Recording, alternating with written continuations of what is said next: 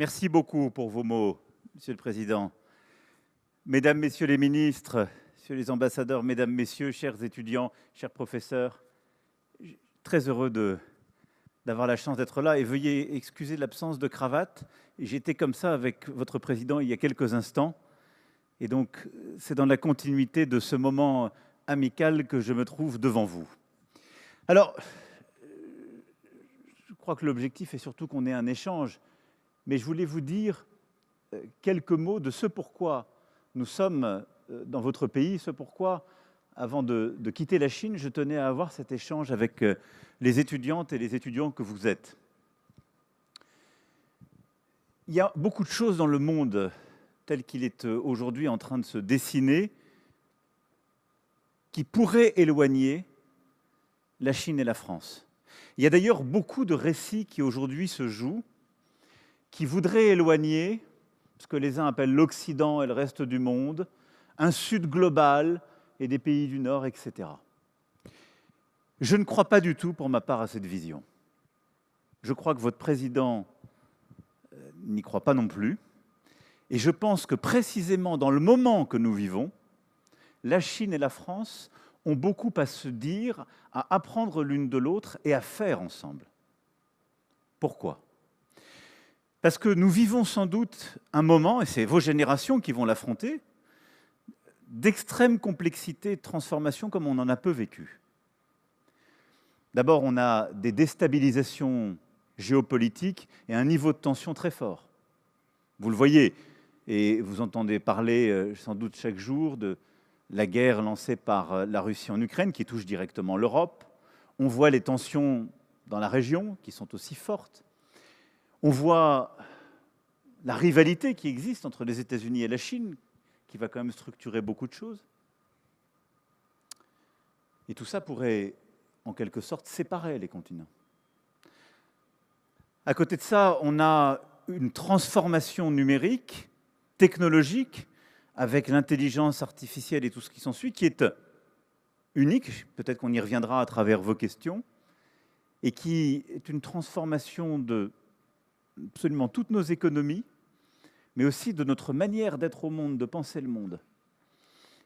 Et elle est structurée, elle aussi, par une très grande rivalité géopolitique. Parce que ceux qui prendront l'ascendant sur cette révolution technologique dessineront beaucoup du monde de demain. On a ensuite une crise climatique qui est déjà là, on en voit les conséquences, mais qu'on parle de biodiversité ou de climat, on a une transition très profonde de nos usages, de nos vies, de nos paysages qui est à l'œuvre. Et puis on a une transition démographique qui touche d'ailleurs nos deux pays. C'est pour ça que ceux qui opposent le Sud au Nord se trompent souvent, parce que la Chine, comme l'Europe, a devant elle une transition démographique qui est une des grandes révolutions qu'on aura à voir. Pour régler tous ces sujets, on a besoin de coopération, on a besoin de se comprendre, de se connaître, de penser, de réfléchir ensemble pour apporter des solutions qui seront les plus concrètes. Or, on est à un moment de fracture inédit. Et donc, alors même que pour faire la paix, pour bâtir la prospérité de demain, pour essayer de gagner les révolutions technologiques, climatiques, démographiques que j'évoquais, il faudrait plus de coopération, on est à un moment de rupture un peu de notre ordre international. Et le monde qu'on avait construit après la Deuxième Guerre mondiale, qui reposait sur ce qu'on appelle le multilatéralisme, et donc de la coopération entre les puissances, il est en train de se fissurer, de se fracturer, pour ne pas dire qu'il est déjà en train de se refragmenter. C'est ça ce qui est à l'œuvre. Et ce que certains veulent installer à travers leur discours. Et c'est de passer au fond d'un monde multilatéral à un monde multipolaire, avec quelques puissances qui structurent le monde et des vassaux, si je puis dire, mais qui ne travaillent plus ensemble. Et je pense que ça, c'est une erreur fondamentale. Et donc, ce que nous portons, c'est de croire dans un multilatéralisme efficace.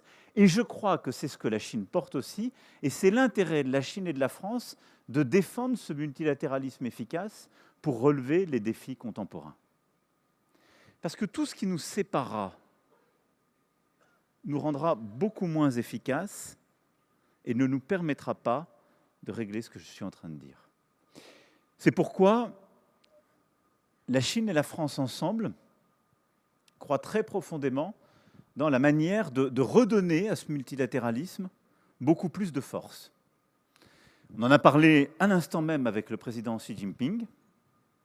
Essayer justement de redonner à cet ordre international un peu de sérénité, de stabilité, en le refaisant fonctionner.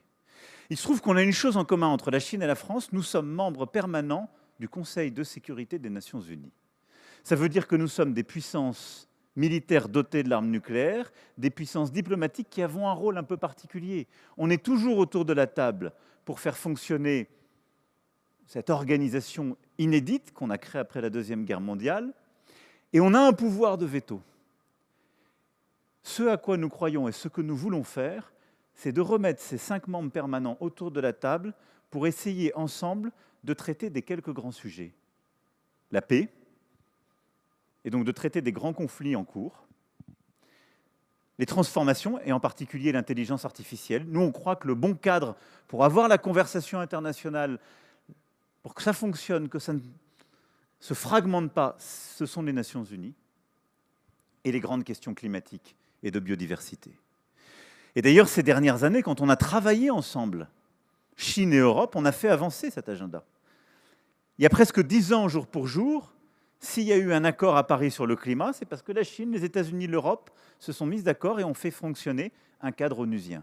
S'il y a à peine 2 ans, on a réussi, après des décennies d'attente, à trouver un cadre international pour réguler la haute mer et protéger nos océans, c'est parce qu'en particulier, la Chine et la France ont décidé de travailler ensemble. Et on a fait avancer les Nations Unies. Et donc, rendre plus forte le cadre des Nations Unies, le droit international, réussir à travailler ensemble pour remettre tout le monde autour de la table, c'est, je crois, la vocation, la tradition diplomatique, la vocation et l'ambition de la Chine et de la France aujourd'hui. Et c'est très important pour les étudiants que vous êtes, si je puis me permettre de vous interpeller cet après-midi, ne cédez pas aux sirènes de la division. Il y a beaucoup de gens qui vont vous expliquer que l'Europe est vieille, que l'Europe ou que les pays les plus riches, ceux qu'on trouve au G7, sont arrogants, déjà riches, qu'il y a un Nord qui méprise un Sud global. Tout ça sont des récits, des inventions. On a fait progresser toute notre planète, de la Chine à la France, à chaque fois qu'on a su coopérer dans le respect réciproque, dans la considération. Moi, je ne crois pas à toutes ces théories. Nous partageons la même planète quand on parle de climat. On partage le même monde quand on parle de conflit.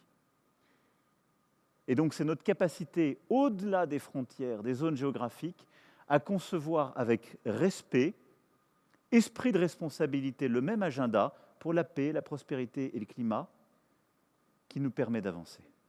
Ça, c'est la première chose dont on est sûr. La deuxième, c'est qu'il nous faut repenser, ouvrir une voie de rééquilibrage économique. On pourra y revenir si vous avez des questions, ce n'est pas le cœur de notre débat aujourd'hui. Mais en vrai, on voit bien qu'il y a des déséquilibres qui sont en train de se jouer aujourd'hui. Beaucoup accusent la Chine toute seule, c'est faux. Mais si je devais résumer un peu l'état de la planète, on a des pays en voie de développement plutôt au sud qui sont en situation très difficile aujourd'hui, qui subissent les tensions géopolitiques, les déséquilibres. On a des États-Unis d'Amérique qui ont des déficits jumeaux, c'est-à-dire budgétaires et de commerce extérieur, qui à la fois les rendent dépendants du reste du monde, mais aussi rendent une partie du reste du monde dépendant du dollar, qui est l'élément de rééquilibrage de ces déficits. On a une Europe qui n'investit pas assez et qui elle-même manque de compétitivité. Et on a une Chine qui a beaucoup investi, surtout après le Covid, et qui exporte massivement, mais qui ne consomme pas assez. Et tout ça est en train de créer des déséquilibres qui ne sont pas soutenables.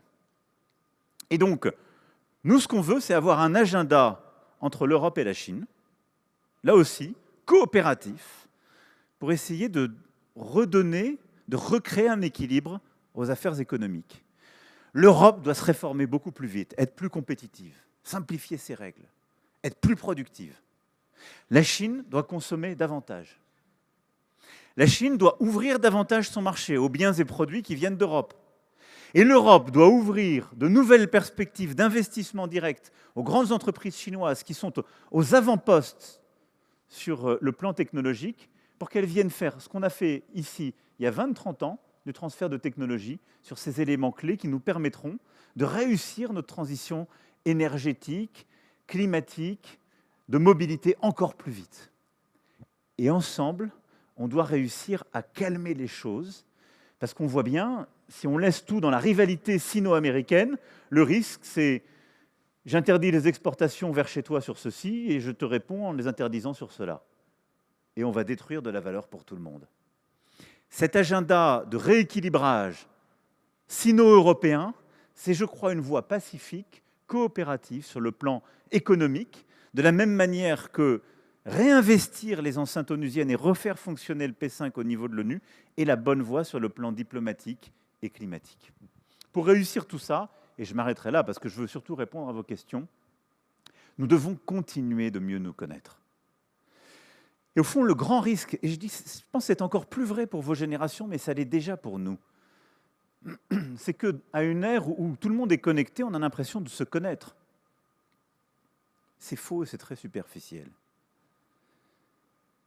La connaissance intime de ce que nous sommes, de nos cultures, de nos langues, de nos musiques, de nos arts, de nos civilisations, est indispensable. Elle est parfois pas suffisante pour se comprendre totalement et agir ensemble. Mais elle est nécessaire si on veut éviter, au fond, de s'ignorer progressivement, de ne pas se comprendre, de laisser les malentendus s'installer. Et je crois que très profondément, la Chine comme la France sont des très grandes civilisations qui se sont construites sur cette estime mutuelle, cette compréhension, oserais-je dire, cette amitié, voire cet amour. Et c'est pour ça qu'en étant là devant vous aujourd'hui, je voulais vous dire d'abord la très grande estime que nous avons pour votre université, Monsieur le Président. Il y a ici, dans la délégation qui m'accompagne, non seulement plusieurs ministres, mais également une trentaine d'établissements supérieurs d'enseignement en France, de recherche. Certains, vous les avez cités, ont des partenariats avec le vôtre. Nous avons aujourd'hui environ 30 000 étudiants chinois en France. Nous en voulons encore davantage. Venez en France étudier, apprendre la langue française, mais étudier l'intelligence artificielle, étudier les mathématiques, la physique, le quantique, étudier les beaux-arts, etc., etc. Et nous souhaitons avoir encore plus d'étudiants français en Chine. Et nous nous sommes donné avec le président Xi Jinping un objectif à 10 000 d'ici 3 ans, mais on veut encore aller plus loin. Parce que là aussi, c'est essentiel pour nous, pour mieux nous connaître et progresser. Et nous souhaitons continuer aussi les partenariats. On en a déjà beaucoup, ils sont importants, ils sont structurants. Mais toutes ces dernières années, on a intensifié la relation culturelle. De la cité interdite avec Versailles, entre nos musées. Là, nous allons, par exemple, pour le Sichuan, nous venons de signer un accord très, très important qui va permettre pour la première fois d'avoir les trésors du Sanxingdui au musée Guimet, avant le classement UNESCO, au moment du classement UNESCO, ce qui permettra d'avoir les trésors archéologiques du Sichuan qui seront exposés en France. Et on veut continuer d'avoir cette intimité. Parce que c'est par cette connaissance réciproque qu'on pourra continuer, au fond, de coopérer, d'agir ensemble, d'être ensemble au monde. Parce qu'aussi grande soit la Chine, je ne pense pas qu'elle réussira au XXIe siècle en étant autarcique, isolée, seule. Et aussi belle soit l'Europe, je ne pense pas qu'elle puisse réussir au XXIe siècle sans coopérer, comprendre d'autres civilisations et avancer avec elles. Et je crois très sincèrement que la Chine et la France ont cette responsabilité par les échanges humains, les échanges universitaires, culturels, et par cette ambition commune sur le plan économique et diplomatique que je viens à grands traits de brosser, eh bien, de faire coopérer les femmes et les hommes pour pouvoir bâtir un XXIe siècle qui nous permette de relever ces défis. Ce siècle, c'est le vôtre. Vous êtes des générations qui allaient le bâtir, y vivre, l'habiter. Et ce siècle ne sera vivable que si nous savons, à l'échelle de la planète, nous connaître, avoir cette patience et bâtir ensemble les solutions d'avenir. Je ne serai pas plus long, je vais maintenant répondre à vos questions.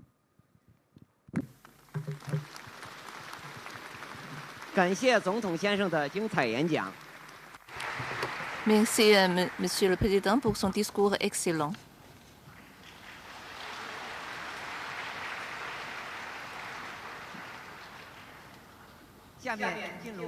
Nous passons maintenant à la partie de questions-réponses. Mes chers étudiants, veuillez lever la main pour faire signe. L'occasion est rare et précieuse. Il faut bien la saisir.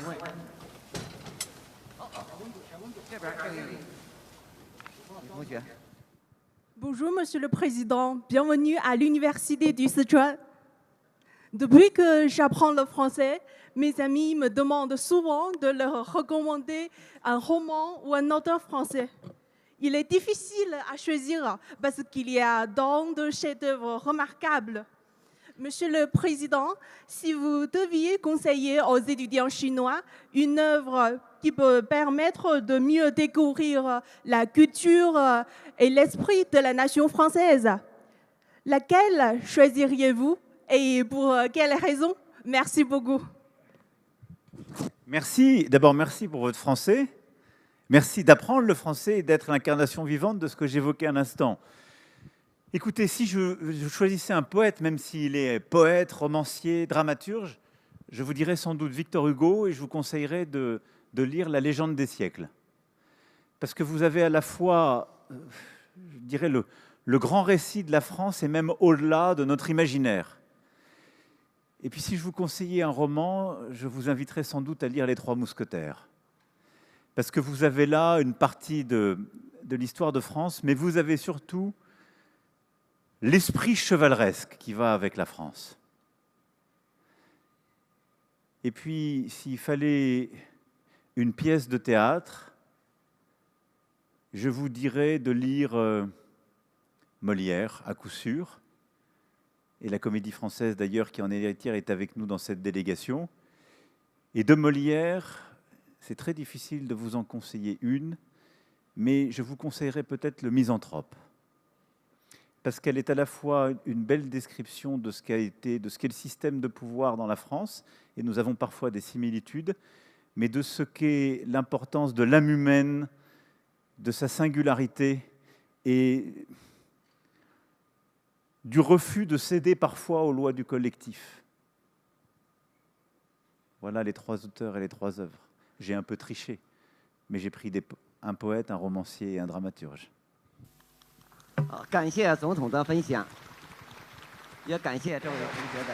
Et merci, monsieur, pour son partage. Et merci à cet étudiant pour sa question. Et ensuite...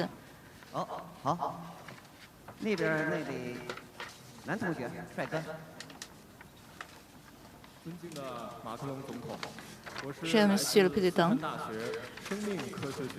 je suis une étudiante en biologie, donc j'ai bien apprécié votre discours. L'Université du Sichuan a déjà établi des projets de recherche de coopération avec Paris Sciences Po, INALCO, Paris Nanterre et d'autres universités françaises. Et, Monsieur le Président, est-ce que vous pensez à l'avenir, plus de programmes d'échange de formation conjointe et de programmes de stage seront mis en place entre les établissements d'enseignement supérieur de deux pays afin de favoriser la formation des jeunes talents internationaux? Et puis, quels sont les domaines, d'après vous, que les universités pourraient approfondir leur coopération dans le but de promouvoir cette formation de jeunes talents internationaux? Merci. Merci beaucoup. Comme je vous l'ai dit, notre ambition, c'est d'aller en effet beaucoup plus loin, de continuer les échanges d'étudiants, mais également les échanges de doctorants et de post-doc, et d'avoir beaucoup de projets de recherche. Et je pense que c'est très important parce que, surtout dans votre domaine, je pense qu'il y a un petit risque de fragmentation du monde, pour se parler franchement. Il y a eu un avant et un après Covid, et on l'a vu. Et ici, vous parlez très franchement, il y a eu une tension qui s'est jouée, y compris au sein de l'Organisation mondiale de la santé, et il y a une très forte tension entre la Chine et les États-Unis sur la question de la santé.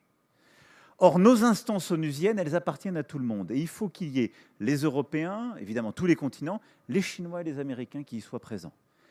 Et donc, nous voulons veiller à ce que tout le monde continue de coopérer, parce que dans tous ces domaines, dont le vôtre, on a besoin d'une science, Et je veux insister sur ce point.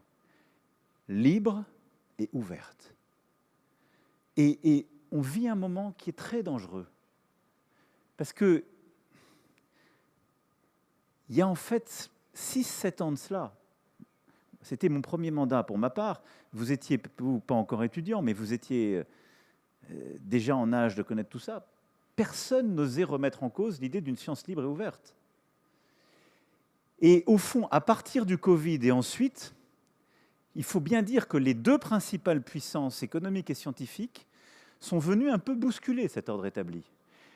Et on s'est mis à moins partager de publications avec l'OMS et avec les partenaires en matière de santé, parfois même ici, ce qui n'est pas une bonne chose. Quand je dis ici, ce n'est pas dans votre université, c'est en Chine. Et on s'est mis aux États-Unis à faire un peu pareil, et à dire on n'a plus le droit de venir chercher sur telle ou telle chose. Le mot climat ou le mot diversité ne doit plus faire partie des programmes de recherche. Je pense que c'est une vraie erreur. Je pense que le trésor qui est le nôtre, c'est celui d'une connaissance universelle, d'échange, et cette connaissance n'appartient à personne. Et elle se fertilise par le fait que des esprits vont pouvoir, peut-être ici, dans le fin fond du Sichuan, échanger avec quelqu'un au tréfonds de la Californie, avec une université à Paris ou à Grenoble, et ensemble concevoir un programme de recherche, parce qu'ils parleront de la même discipline et ils échangeront de manière libre en tant que chercheurs, en tant qu'amoureux de la connaissance humaine. Et donc ça, c'est la plus belle des libertés. Et en fait, nous ne sommes toutes et tous véritablement libres que si on est libre de connaître et que si cette connaissance est échangée. Et donc, ce n'est pas au gouvernement de décider on peut piloter de la recherche, on peut dire notre priorité est là ou là. J'ai donné quelques-unes des priorités qui sont les nôtres. Mais il faut chérir la liberté académique, la liberté d'enseignement, la liberté de recherche, parce qu'elle est fondamentale et elle permet en fait aux gens qui savent et qui cherchent de choisir en quelque sorte de continuer d'étendre cette connaissance libre. Et c'est comme ça que depuis des siècles nous avons avancé. Je me permets d'insister sur ce point parce qu'il ne faut pas le perdre de vue et que ces dernières années, collectivement, parfois on a régressé sur ce sujet. Donc ne cédons pas en quelque sorte aux sirènes des interdits. En matière de connaissance, il n'y a pas d'interdit. Il faut connaître. Et il faut avoir cette soif de connaître et cet enthousiasme de connaître. Et il faut chérir la liberté académique. Dans votre domaine, je voudrais insister sur un point, c'est l'interdisciplinarité. C'est formidable qu'un étudiant en biologie dise « j'ai eu un programme avec l'INALCO ». On a compris quelque chose, en particulier au moment du Covid, et on l'a bâti, la France a contribué à pousser cet agenda avec l'Organisation mondiale de la santé et d'autres. On a bâti une stratégie qu'on a appelée One Health, une santé. Et au fond, on a compris que la santé humaine n'était pas séparable de l'environnement, de la santé animale, mais aussi de la compréhension du fonctionnement des écosystèmes. Elle a dit, au fond, en même temps que notre connaissance avance, on a tendance à se spécialiser. Et vous le verrez à travers les années, vous irez vers des sujets d'études de plus en plus pointus, et peut-être que vous irez vers des disciplines de plus en plus pointues. En même temps qu'on se spécialise, on a besoin toujours de remettre de l'interdisciplinarité, c'est-à-dire du dialogue avec les autres disciplines. Et ça aussi, vraiment, je vous conseille de toujours le garder et le chérir. Et si on veut, en biologie, continuer d'avancer, il faut absolument que les meilleurs biologistes, et toutes les disciplines qui les accompagnent, continuent d'échanger avec les spécialistes de l'environnement, du climat et des écosystèmes, parce qu'on s'est aperçu, par exemple, que c'est les spécialistes de la virologie ou de la microbiologie qui avaient compris que les interconnexions avec les écosystèmes pouvaient révéler telle ou telle maladie. Je le dis avec mes mots, moi je ne suis pas du tout un spécialiste, j'essaie de comprendre les choses telles qu'elles vont. Mais de la même manière qu'il y avait des passerelles entre les maladies qu'on avait au sein de l'espèce humaine, des virus, et au sein des espèces animales. Et donc la compréhension, en effet, de l'animal, de l'écosystème, du climat et de l'humain sont inséparables. L'interdisciplinarité. Et donc là-dessus aussi, on va continuer d'avoir ces programmes. La France pousse cet agenda One Health, nous le poussons à l'Organisation mondiale de la santé, et nous tiendrons à Lyon, le 7 avril prochain, un sommet One Health. Et d'ailleurs, si vous êtes étudiant de biologie, vous y êtes invité, pour pouvoir avancer sur cet agenda et avoir beaucoup de coopération de recherche, entre autres avec la Chine.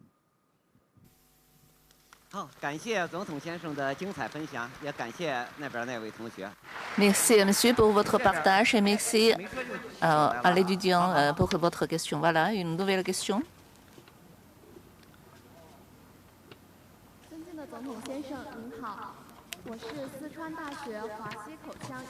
Monsieur, bonjour. Je viens de la faculté de médecine dentaire. Vous savez que la devise de l'université du Sichuan, c'est l'océan est immense car il accueille 100 rivières.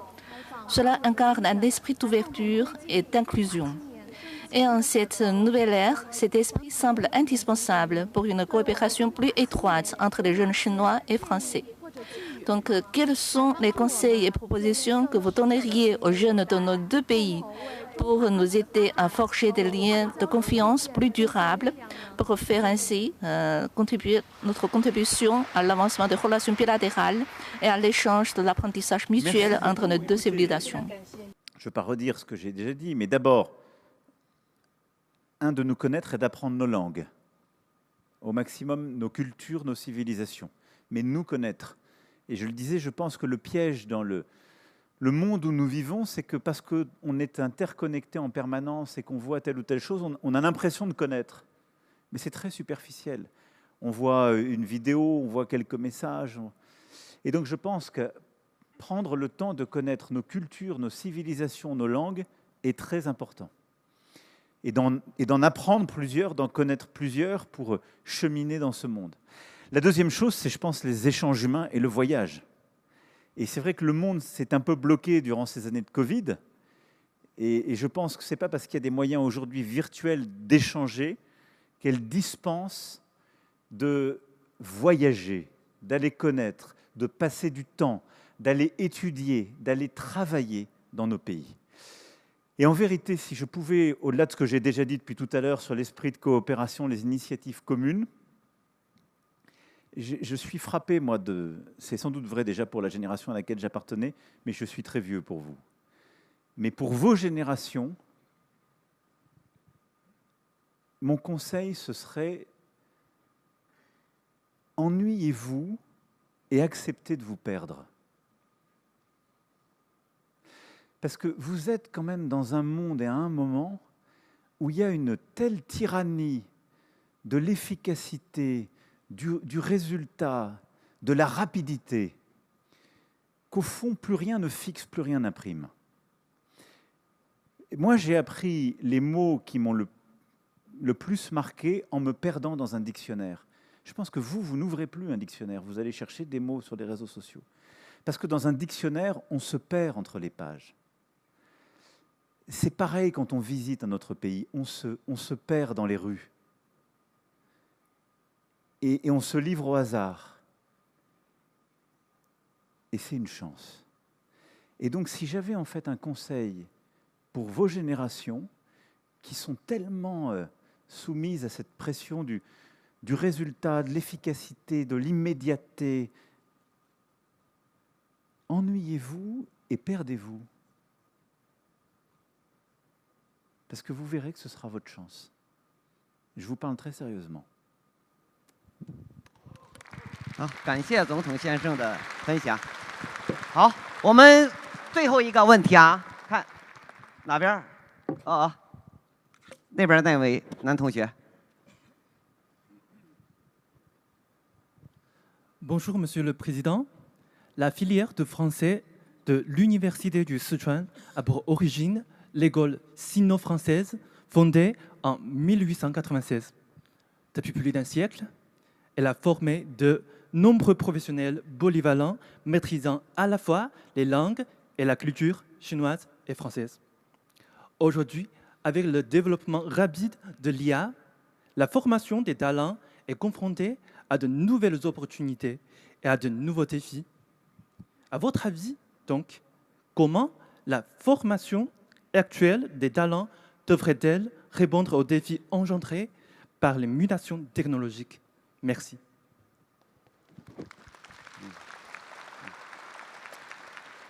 Merci beaucoup. D'abord, vous avez raison de dire que notre estime, notre amitié réciproque vient de très loin et repose sur des institutions de part et d'autre qui sont souvent multiséculaires, mais aussi des grands noms, des destins de femmes et d'hommes qui ont consacré leur vie à la compréhension de l'autre. Et c'est la plus belle preuve d'amour.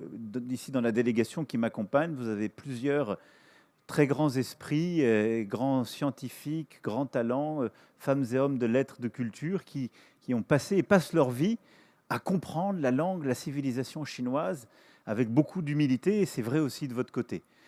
Ça restera, et c'est une chance inouïe. C'est-à-dire le don de soi, la générosité, l'amour de la matière, de cette connaissance que j'évoquais tout à l'heure, la machine ne peut pas le remplacer. Alors l'intelligence artificielle qui émerge, qui est là avec nous, qu'est-ce que c'est? Parce qu'elle nourrit beaucoup de fantasmes. C'est une machine apprenante. C'est ça l'intelligence artificielle. C'est-à-dire c'est une machine apprenante à laquelle on donne des capacités de calcul croissantes et qui donc fait des choses extraordinaires qui sont en train de dépasser l'esprit humain. Alors il y en a certaines, elles nous impressionnent beaucoup parce qu'elles sont un peu anthropomorphiques, c'est-à-dire elles nous ressemblent. C'est les fameux modèles de langage qu'on connaît tous. DeepSeek ici, le chat c'est nous, je fais de la pub. Nous, on a aussi un grand champion des LLM qui est Mistral AI en France, qui a le chat. Et donc pour tous ceux qui apprennent le français, même ceux qui ne l'apprennent pas, téléchargez le chat. C'est super. C'est un très bon modèle de LLM. Je fais de la publicité pour française, mais c'est un grand champion français européen. Mais qu'est-ce que c'est au fond? C'est un super calculateur qui a lu plein de livres. C'est exactement ça, ces modèles-là.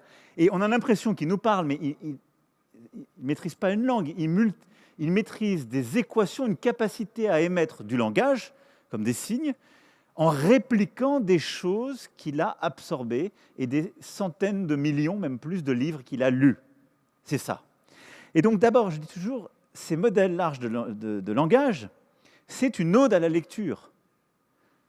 C'est juste quelqu'un qui a beaucoup de capacités de calcul, qui s'est enfermé pendant des jours et des nuits pour absorber le maximum de livres de la civilisation. Donc vous voyez que ça sert à quelque chose. L'intelligence artificielle, on doit l'utiliser pour la pédagogie contemporaine. Et je pense, je livre là juste quelques débuts de conviction, il faut l'utiliser de deux manières. La première, elle ne se substitue pas à l'apprentissage. Et c'est le grand risque, c'est de se dire, on a sous la main des choses qui savent pour moi, et donc je n'ai plus qu'à savoir utiliser ces outils, j'ai plus besoin d'apprendre. C'est faux. Le cerveau, c'est un muscle. C'est un muscle.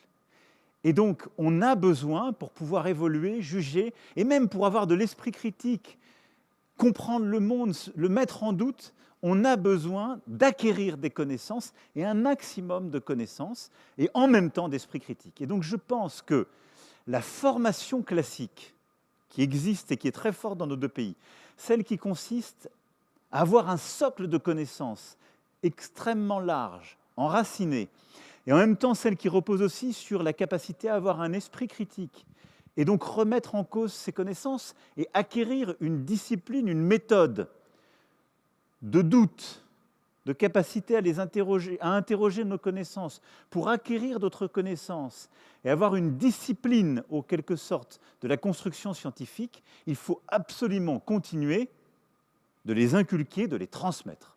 On en a besoin. Et l'intelligence artificielle n'y change rien. Par contre, l'intelligence artificielle peut permettre d'accélérer et d'améliorer ces transmissions, en particulier parce qu'on voit bien que pour mieux former, parfois il faut accompagner de manière plus individuelle. Et il peut y avoir au fond une forme de tuteur, de mentor individuel avec l'IA qui accompagne l'enfant, l'adolescent, puis l'étudiant dans son apprentissage. Et donc je crois qu'on a toujours besoin de transmettre des connaissances, on a toujours besoin d'acquérir de l'esprit critique, on aura toujours besoin des maîtres. Simplement, ils vont pouvoir maintenant s'accompagner de soutien, en quelque sorte, de tuteur avec l'intelligence artificielle qui permettra à chacun de continuer le cours, de continuer l'apprentissage avec un partenaire d'apprentissage plus adapté, plus personnalisé. C'est d'ailleurs quelque chose qu'on travaille, et je sais que vous le travaillez aussi. En France, avec le Collège de France, on a des programmes sur l'apprentissage des mathématiques, par exemple, ou d'autres disciplines. Et il y a plusieurs autres laboratoires de recherche et universités qui sont embarqués dans cette méthode pédagogique nouvelle qui, au fond, vient la compléter. Voilà, je parle là sous le contrôle des ministres et des sachants, parce qu'il y a beaucoup de présidentes et présidents d'institutions. Mais voilà un peu comment je vois les choses avec l'IA. Donc c'est une formidable révolution. Et au fond, l'intelligence artificielle, ça nous renvoie à un humanisme de la Renaissance, et chez nous, les préceptes qui prévalaient. C'est une révolution scientifique, mais science sans conscience n'est que ruine de l'homme. Et donc on a toujours besoin d'avoir cette conscience et de mettre cette science au service d'une certaine idée de l'humanité, la nôtre. 好，感谢总统先生的分享，也感 Merci pour le partage de Monsieur le Président et merci à ces étudiants. 我们的交 À cause du temps, alors nous sommes obligés d'arrêter là. Alors je vous propose d'applaudir chaleureusement pour son partage très sincère. Monsieur le Président, veuillez. Une dernière.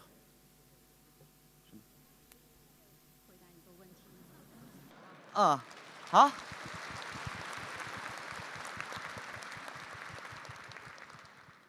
Parce qu'après, nous allons voir les équipes de ping-pong, je crois, avant de partir. Donc, avant le ping-pong, une dernière question. 看一下 Là-bas. 哪的呀？啊，画。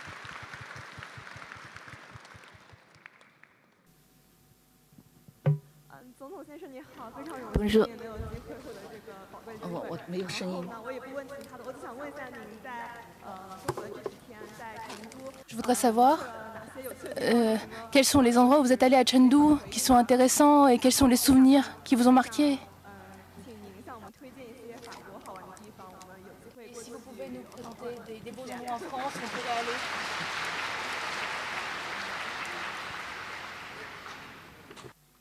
J'ai raté la fin de la traduction, si vous pouvez me...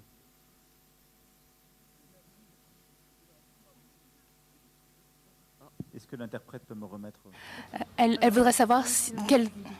Je vous pose si ça passe bien pour votre séjour en Chine, ces jours-là.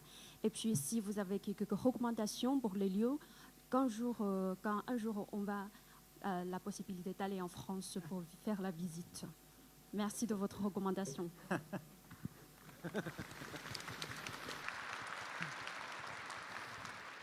Merci beaucoup. Non, c'était magnifique. Vous savez, le problème, c'est que c'est toujours trop rapide en ce qui me concerne.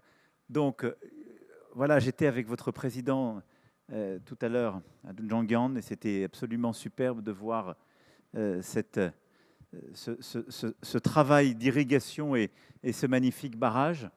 Et je suis heureux, moi, d'être là avec vous. Et chaque fois que je suis venu en Chine, durant mes 4 visites d'État, j'ai essayé à chaque fois d'aller dans un lieu différent. Aujourd'hui, dans le Sichuan avec vous, je suis allé à Xi'an dans ma première visite. Et donc, j'essaie d'avoir une vision un peu plus riche de votre pays, mais je le dis avec beaucoup de modestie. Il faut toujours... Le bon voyage, c'est celui où on part avec le désir de revenir en se disant qu'on n'a rien vu. C'est exactement mon cas. Alors, pour ce qui est de vous, ce serait très difficile de vous recommander un seul lieu en France. Mais évidemment, Paris vous tend les bras et c'est une cité-monde dans laquelle vous pourrez vous perdre. J'ai emmené votre président dans un endroit qui m'est cher, ce sont les Hautes-Pyrénées. Et je crois qu'il a gardé un bon souvenir du col du Tourmalet en bas du pic du Midi. Comme ça, vous verrez un peu des montagnes françaises. Et ce sont des paysages qui vous sont familiers. Mais donc, je vous conseillerais d'aller à Paris, évidemment, de vous perdre dans les musées. Vous avez là plein des directrices et directeurs et présidentes et présidents de musées français les plus beaux. D'aller dans les Pyrénées qui me sont chères pour voir un peu de la montagne. Aller peut-être en Normandie, parce que vous verrez les paysages des impressionnistes et de nos peintres qui sont tellement aimés, une lumière unique. Et puis, perdez-vous après sur les rives de la Méditerranée. J'avais emmené le président Xi Jinping à Beaulieu-sur-Mer, à la Villa Kyrillos. En 2019, c'était magnifique. Et donc, aller sur ces rives de la Méditerranée aussi. Une fois que j'ai dit ça, le problème que vous m'avez posé, c'est que je ne me suis fait que des ennemis dans toutes les régions que je n'ai pas citées. Et vous voyez, on me reproche déjà de ne pas avoir parlé les uns de la magnifique région du Cognac, les autres de la magnifique... Et donc, nous sommes en fait terriblement chauvins. La plus belle région, c'est celle d'où nous venons. Pour ma part, je suis moitié Picard, moitié Pyrénéen. Donc je vous dirais, allez voir la cathédrale d'Amiens et le pic du Midi. Mais acceptez de perdre du temps en France, et comme je le disais à votre consoeur, de vous perdre, de perdre du temps, de vous abandonner au paysage et rester un peu. Restez un peu.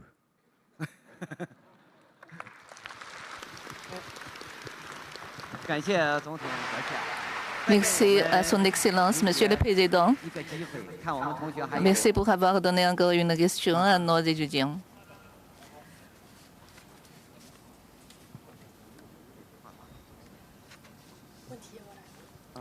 尊敬的总统阁下，可以为我们全体川大学生在留言本上留一份言吗？有个留言本。Donc, alors, 真的很激动。 Nous sommes vraiment très émus. Un petit mot dans notre livre d'or. un petit mot. «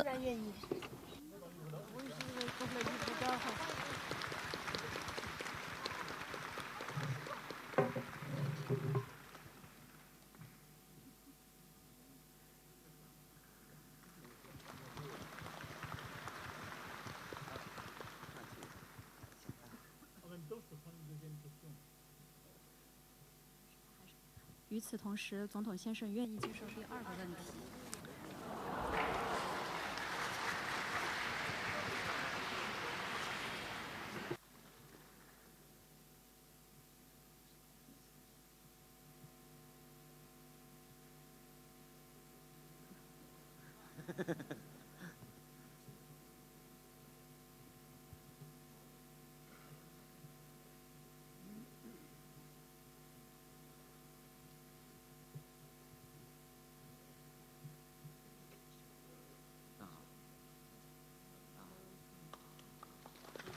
好，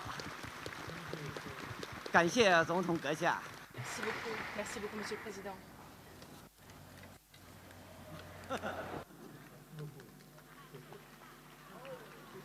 哎，给大家展示一下。 Je vous montre à tous ce que le président a écrit.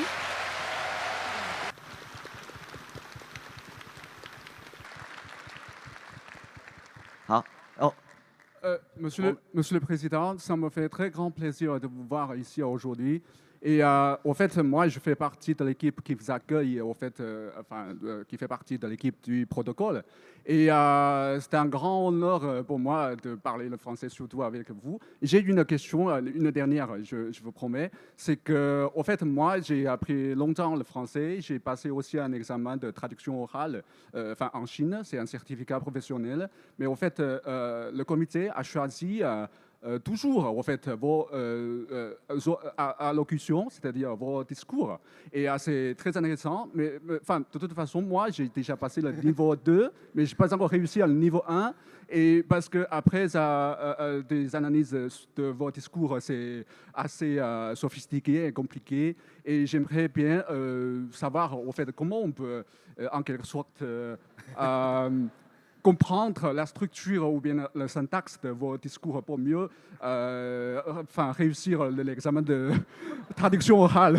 Merci beaucoup. Alors là, vous...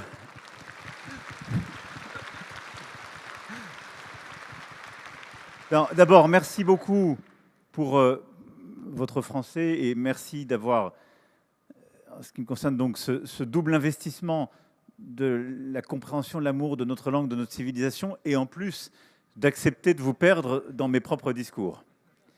Je vous suis très reconnaissant de cela.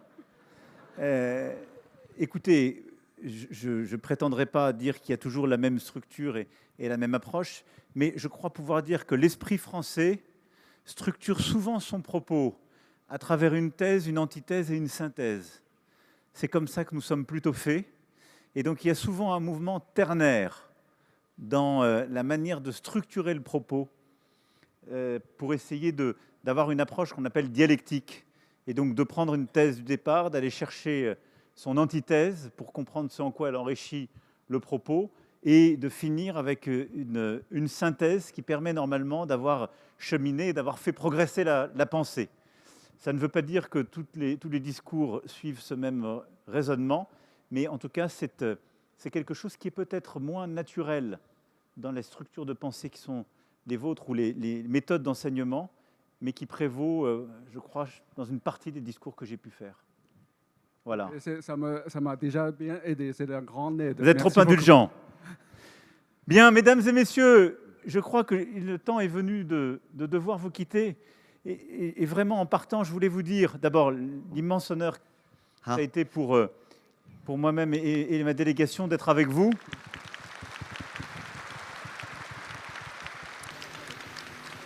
Pour remercier Monsieur le Président, sa visite à l'Université de Sichuan, j'invite Monsieur Gan Ling lui offre un petit souvenir de notre université et prendre une photo.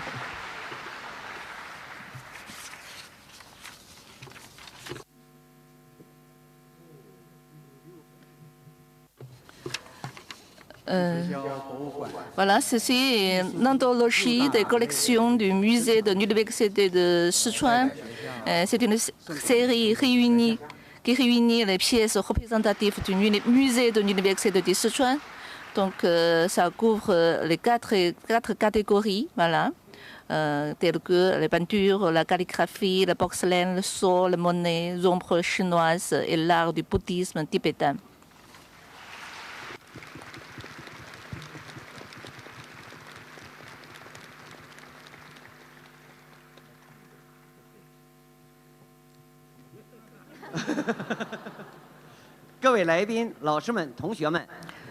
Donc, chers amis, chers collègues, chers étudiants, la rencontre va se terminer. Je vous invite tout le monde à vous lever pour applaudir et saluer le départ de Monsieur le Président. Merci beaucoup. Merci, mesdames et messieurs. Et je vous redis, vous êtes les bienvenus en France. Quand vous voulez, dans la discipline que vous voudrez, la France vous ouvre ses bras et vous attend. Merci beaucoup.